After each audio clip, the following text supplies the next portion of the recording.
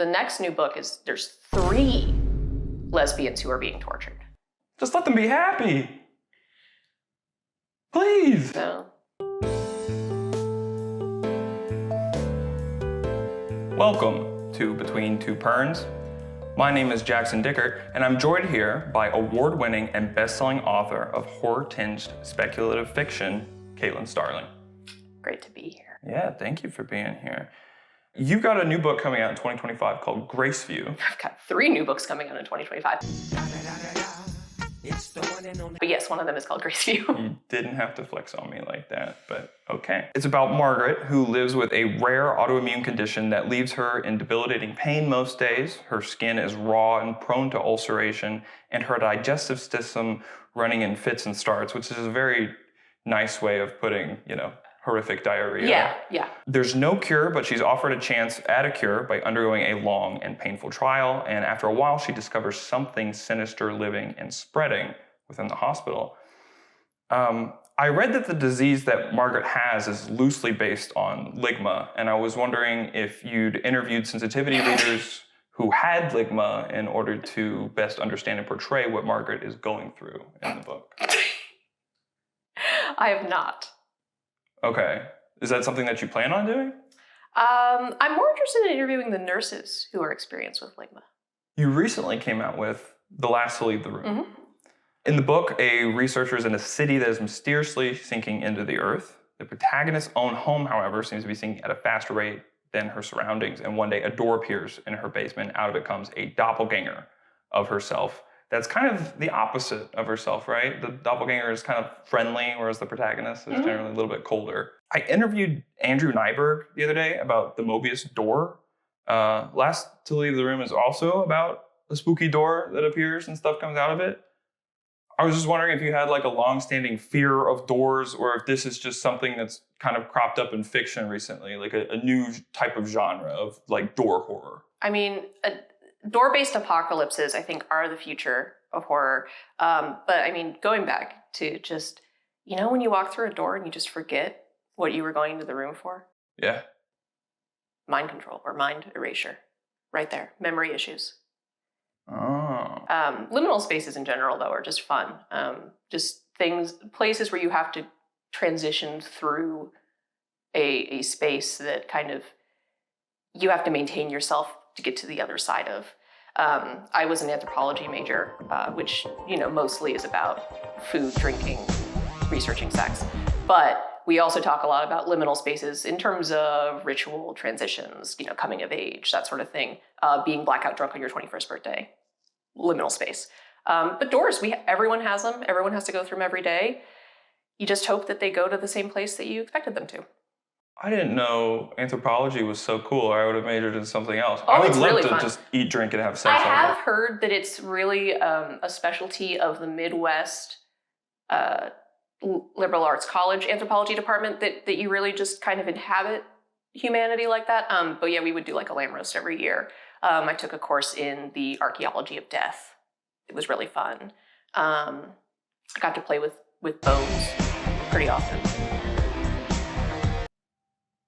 Yeah, that's kind of a weird thing to get excited about. Yeah, I mean, we did also have to have a conversation about a collection of human bones. They were probably purchased out of India. So there's a whole bunch of ethical considerations. In a previous decade, had sorted them by bone schools type. Don't buy new human skeletons anymore. I mean, they're real. So they came from people. I'm certain that building is incredibly haunted. I would say so. I bet you're really fun at funerals.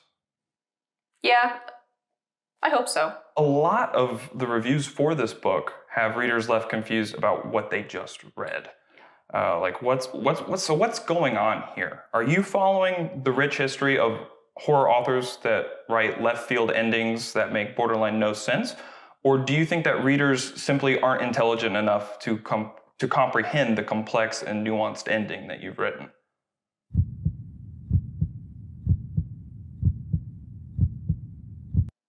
That is a very tough question to answer. It was a loaded question. It's a very loaded question. So that's why it's hard to answer.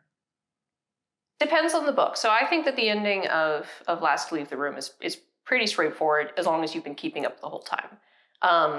Now, The Death of Jane Lawrence, on the other hand, that I specifically did the very fun thing that all Gothic literature does, which is the third act is bonkers crazy pants. I didn't put incest in. Usually that's what you throw in right at the end of a Gothic novel. I avoided that.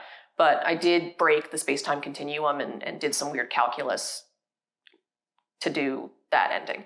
But for Last to Leave the Room, I think it's... my characters are just so insane that I think sometimes it's hard to keep track of what's going on in the plot because you're so busy marinating in what's going wrong in their lives.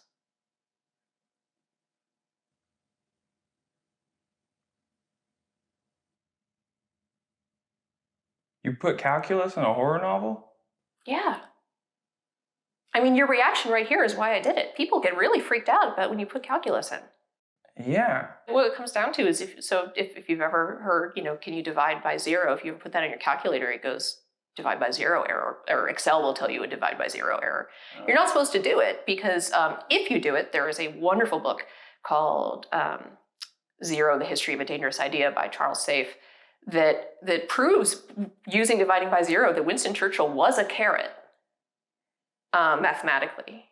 He proves that his waist narrowed to a point, that his skin reflected orange wavelengths of light, that he had one green leafy top. So if you divide by 0, things really get wonky, but to do calculus, you kind of have to divide by 0. So you almost but not quite do it, which is how you get limits and areas under a curve and all that fun stuff. So main character is learning about math and at the same time learns about magic, and it turns out that both of them do borderline impossible things that nevertheless have real outcomes in the world. I don't want to talk about math anymore. No more math? Okay. Do you think that if your doppelganger appeared and was the opposite of yourself, that she'd be good at writing satisfying endings? Probably. She also probably wouldn't have a mental breakdown every time she writes a book. But, honestly, she might just not write at all. I think she might be smarter than me and just go do a different job. So you wrote The Luminous Dead, mm-hmm. which is set in a remote dystopic future. Jaya Price is a young woman raised on a mining colony on a distant backwater planet who obtains a solo cavern expedition job that promises an enormous payout. Almost immediately, she realizes the job is much more dangerous and complicated than she was originally led to believe, and she's trapped underground with only a mysterious handler named M to guide her. Mm-hmm. So Jaya has to battle her way out of the many dangers and something sinister lurking in the caves. Yes. I want to compliment you on this one, actually, because it's very difficult to create an entertaining piece of art using only 2 characters and 1 setting. And you did a very good job of it. Thank you. Authors often tell me that being trapped in a small room, just the 2 of us in front of cameras, creates a sense of horror and dread for them. So let me know after the interview, if you want any tips about how you can further use a isolated setting with just 2 characters to add to that sense. It really seems to come down to the loaded questions and the eye contact. Yeah. The eye contact is usually what does it in for people the most. So you wrote The Death of Jane Lawrence. Mm-hmm. Many of your books, like The Luminous Dead, have sapphic relationships at their core. Mm-hmm. And then I read online that Jane Lawrence is autistic, and this kind of sent me over the edge. I'm in danger! Why do you continue making these poor lesbians and these poor autistic characters suffer so horribly? Wouldn't it be kind of nice to write a book about an eccentric billionaire who then has to get tortured and killed? Yes, but I don't want to inhabit a billionaire's head for that long. That seems unpleasant. I don't want to know how they think. I know how autistic queer women think, or at least this autistic queer woman thinks. And I do, there's the thing, I do like endings where it's at least kind of happy. Yeah. Or it could be happy in the future. I wouldn't want to give that to a billionaire. All right. Well, doesn't this sound like an excellent exercise in writing? The next new book is there's 3 lesbians who are being tortured. You gotta stop. You gotta leave the lesbians alone. Just let them be happy. Please. No. You grew up watching surgeries on the Discovery Health Channel. I did. Including a particular surgery that you watched several times where a 200-pound tumor was removed from a patient. You've also claimed to be quite knowledgeable on the subject of butchery online. Yes.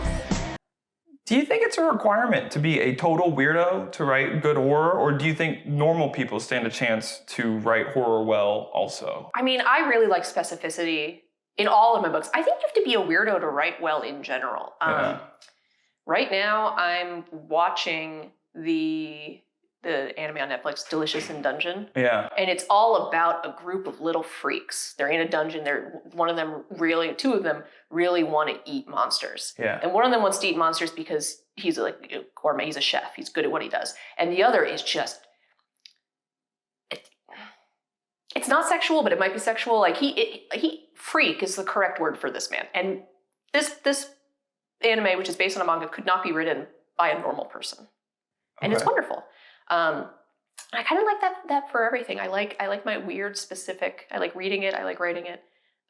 It's just more fun when the details are like not things that you've read in 20 other books that year because it's the current TikTok trend. But dragons and vampires are so cool. Yeah, but you can make them really fucked up. Yeah. I have an idea for breastfeeding vampires. That sounds awesome. Yeah. Like, I mean, what if, well, I don't want to give it away. Yeah, don't give it away. I'll tell you later off camera, but I think there's just some stuff you can just lean into the weirdness of having a body. I really like your description of just a bunch of little freaks. Yeah. Because like when you apply that description of a book to anything, I think the book becomes much more compelling. Like Lord of the Rings, a bunch of little freaks meet up with some other freaks and they go do freaky things. Yeah. I want to read that. I would argue that J.R. Tolkien was a little freak. I would say so. Yeah. I would say so. Most people are. I think it's the trying to hide the fact that you're a little freak that just makes you very boring. That was the last question that I had, but I want to let you know, you can let me know if you ever need another debilitating disease for a future novel. I could be a sensitivity reader for a character who's suffering from SUGMA. I'm not going to do it.